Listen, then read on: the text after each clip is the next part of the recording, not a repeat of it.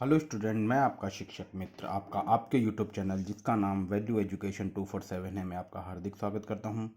आज का वीडियो जो है हमारा टेंस से संबंधित है। जैसा कि पिछली कक्षाओं में हम चर्चा कर चुके हैं कि टेंस जो है वो 3 प्रकार के होते हैं: प्रेजेंट टेंस, पास्ट टेंस और फ्यूचर टेंस। फिर बात कर रहे थे हम प्रेजेंट टेंस की। प्रेजेंट टेंस के 4 पार्ट होते हैं। सिंपल प्रेजेंट, जिनको उसको भाग कह सकते हैं। तो पहला भाग हो गया सिंपल प्रेजेंट, जिसे हम प्रेजेंट इंडेफिनेट भी बोलते हैं। दूसरा हो गया प्रेजेंट कंटिन्यूअस।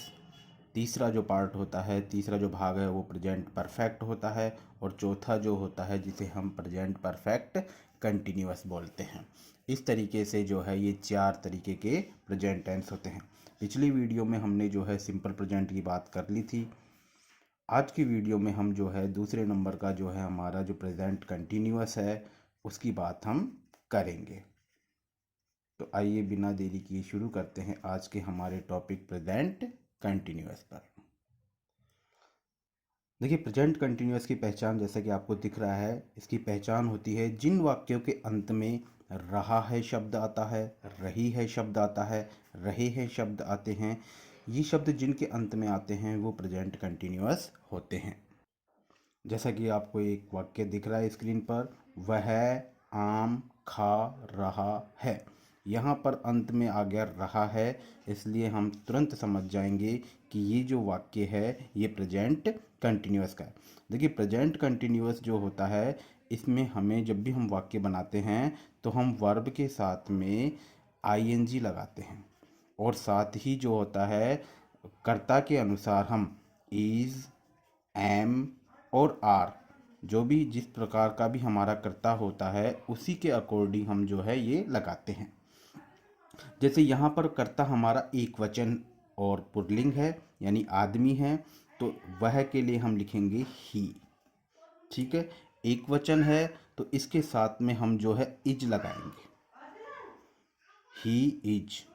अब खाने को बोलते हैं ईट, और इसके साथ में मैंने बताया कि वर्ब के साथ में लगता है आईएनजी, तो हम यहाँ लगा देंगे आईएनजी, ही इज ईटिंग। और लास्ट में बच गया आम, तो यहाँ लिख देंगे हम मैंगो। इस तरीके से हमारा सेंटेंस बन गया ही इज ईटिंग मैंगो। तो ये हमारा जो है प्रेजेंट कंटिन्यूअस का वाक्य बन जाता है। देखिए, एक बार फिर से हम जो है प्रेजेंट जो इंडेफिनेट था उसका एक वाक्य ले लेते हैं, ताकि जिन बच्चों ने पिछला वीडियो नहीं देखा उनको भी आसानी से समझ में आ जाए। मैंने ये वाक्य लिया, वह आम खाता है। यहाँ ता है। देखिए, मैंने सिंपल प्रेजेंट की पहचान बताई थी, जिनके अंत में ता है, ती है, ते हैं आते हैं वो सिंपल प्रेजेंट के होते हैं। जैसे इनकी पहचान होती है रहा है, रही है, रहे हैं। इनकी पहचान होती है ता है, ती है, ते हैं। ठीक है, इन वाक्यों में कभी भी इज, एम, आर नहीं लगेगा। ये अंतर समझ लीजिए ताकि आपको जो है कभी भी कंफ्यूजन नहीं हो। इज, एम, आर लगेगा रहा वाले वाक्यों में। ठीक है, तो फिर इनमें क्या लगेगा? इनमें अगर वर्ब हमारी एक वचन है, जैसे यहाँ पर वह एक वचन है, तो एक वचन होने पर वर्ब के साथ में या तो हम एस लगा देंगे या ई एस लगा देंगे। और अगर वर्ब हमारी बहुवचन है तो फिर हम एस या ई एस कुछ नहीं लगाएंगे, वर्ब को वैसे के वैसे लिख देंगे। यही एकमात्र अंतर होता है। ठीक है, तो अब इसकी सेंटेंस बना के देख लेते हैं। वह एक वचन है तो ही आ जाएगा। खाता, खाने को बोलते हैं ईट। और जैसे कि मैंने बताया कि अगर यहाँ एक वचन होता है तो इसके साथ में एस लगा देते हैं, तो ही ईट्स। और यहाँ पर आम की बनेगी मैंगो। देखिए, नाउन में अगर एस या ई एस लगता है, जैसे बॉय, ये एक वचन होता है, लेकिन अगर हम इसमें एस लगा देंगे तो ये बहुवचन बन जाता है। लेकिन वर्ब का काम उल्टा होता है। जैसे ये ईट, ये बहुवचन है, और इसमें अगर हम एस लगा देंगे तो ये एक वचन हो जाएगी। ये वर्ब में काम उल्टा होता है, इस बात को समझ लीजिए। जैसे यहाँ पर ये ईट्स जो है ना, ये एक वचन है। ठीक है ना, क्योंकि ये ही एक वचन है, एक आदमी है, इसलिए यहाँ पर क्रिया भी एक वचन की लगेगी। ठीक है। इस तरीके से हम जो है प्रेजेंट कंटिन्यूअस और प्रेजेंट जो है, वापस से मैंने इस चीज़ को समझाया है सिंपल प्रेजेंट। अगर ये वीडियो आपने नहीं देखा है तो वापस जा कर के इस वीडियो को देख सकते हैं, वहाँ आपको जो है सिंपल प्रेजेंट के सभी प्रकार के सेंटेंस बनाना आ जाएगा। जैसा कि आपको स्क्रीन पर दिख रहा है आपका पहला प्रश्न, वे फुटबॉल खेल रहे हैं। यहाँ पर हम कुछ एग्जाम्पल लेते हैं, एग्जाम्पल की सहायता से इस चीज़ को क्लियर करते हैं। वे फुटबॉल खेल रहे हैं, ठीक है। रहे हैं, इसका मतलब हमने तुरंत समझ लिया कि ये सेंटेंस हमारा प्रेजेंट कंटिन्यूअस का है, ठीक है। इसका मतलब इज एम आर लगेगा। साधारण सेंटेंस है तो यहाँ पर वे की बनाएंगे हम दे, ठीक है। खेलने को बोलते हैं हम प्ले, लेकिन प्ले जो है वे बहुवचन है, तो देखिए इज, इसकी हेल्पिंग वर्ब 3 होती हैं प्रेजेंट कंटिन्यूअस की, या तो इज आएगा या एम आएगा या आर आएगा। ये दे चूंकि बहुवचन है तो बहुवचन में आर आता है, तो दे आर, ठीक है। खेलने को बोलते हैं प्ले, और इसमें हम जानते हैं इसमें हम आईएनजी लगाते हैं, तो आईएनजी लगा देंगे तो प्लेइंग, ठीक है। और फुटबॉल जो है यहाँ पर हम लिख देंगे फुटबॉल। तो यहाँ पर हमारा सेंटेंस बनेगा दे आर प्लेइंग फुटबॉल, ठीक है। अगला सेंटेंस आपकी स्क्रीन पर है, हम सो नहीं रहे। यानी कि क्रिया कौन सी है, स्लिप। सोने की क्रिया होती है स्लिप, और इसमें हम आईएनजी लगाते ही हैं प्रेजेंट कंटिन्यूअस से, क्योंकि रहा शब्द आ गया। तो देखिए सबसे पहले हम की बनाएंगे वी, ठीक है। अब बहुवचन है वी बहुवचन है तो यहाँ आर आ जाएगा, वी आर। अब यहाँ पर नहीं शब्द आ गया, मतलब ये नकारात्मक वाक्य हो गया, तो यहाँ पर नॉट आ जाएगा, वी आर नॉट। और सोने को बोलते हैं स्लीप, SLEEP, और रहे हैं के लिए लगाएंगे आईएनजी। इस तरीके से हमारा सेंटेंस बन जाएगा वी आर नॉट स्लीपिंग। अगला वाक्य जो है वो एक प्रश्नवाचक वाक्य है, क्या वह जा रहा है, ठीक है। क्या वह जा रहा है। तो देखिए जब भी किसी भी क्वेश्चन का उत्तर यस और नो में दिया जाता है तो उसकी शुरुआत हम जो है हेल्पिंग वर्ब से ही करते हैं, क्योंकि यहाँ पर रहा है। हम देखिए इस वाक्य में देखिए सबसे पहले ये पहचानना जरूरी है कि वाक्य कौन से टेंस का है।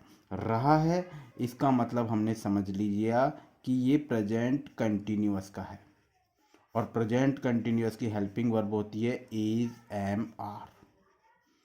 फिर दूसरा काम हमें ये पता करना होता है कि क्या इस क्वेश्चन का उत्तर यस और नो में दिया जाएगा। तो क्या वह जा रहा है, तो देखिए हाँ, सीधी सी बात है, इस प्रश्न का उत्तर या तो हाँ होगा या ना होगा, इसका मतलब या तो यस या नो। तो जिन प्रश्नों के उत्तर यस और नो में दिया जाता है उनकी शुरुआत हमेशा हेल्पिंग वर्ब से ही होती है, वाट, वर, ठीक है ना, वाट, वेयर, वाई, इनसे नहीं होती है, ये ध्यान रखिए आप।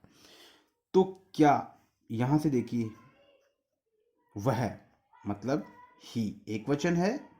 अब एक वचन की हेल्पिंग वर्ब क्या होती है, इज। तो इसका मतलब ये क्वेश्चन शुरू होगा आपका इज से। इज ही, जाने को बोलते हैं हम गोइंग, ठीक है ना, गो और रहा है तो आईएनजी, तो और ये क्वेश्चन मार्क, तो इज ही गोइंग। तो इस तरीके से ये हमारा सेंटेंस बन जाएगा। अगला प्रश्न जो है वो हमारा जो है, क्या वे हंस रहे हैं, ठीक है। तो क्या वे हंस रहे हैं, ये भी हमारा जो है एक प्रश्नवाचक वाक्य है।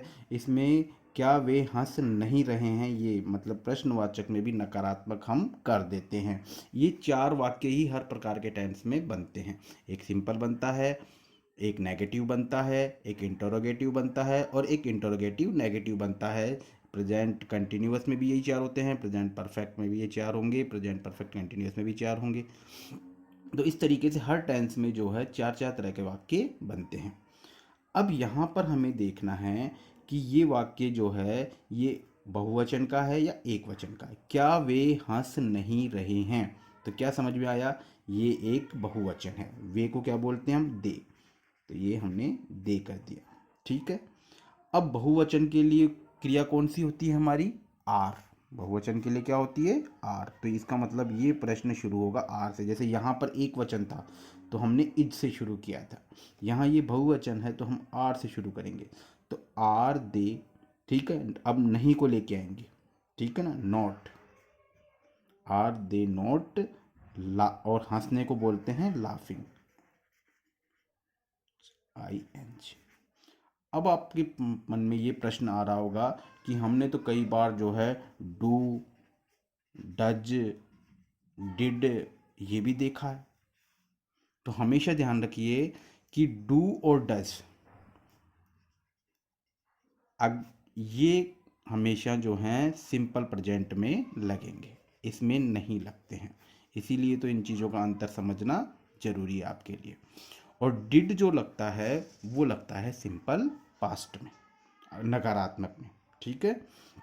तो इस तरीके से आपके जो है ये वाक्य बन रहे हैं। एक बार वापस से समराइज करके वापस से ले लेंगे, एक बार आप इसे धीरे धीरे समझने की कोशिश कीजिए। आप जीवन भर कभी भी इन टेंस से संबंधित वाक्यों को नहीं भूलेंगे। कंटिन्यू करके ये जो हैं लगातार जो वीडियो डल रहे हैं टेंस से संबंधित, इनको जरूर देखें। धन्यवाद।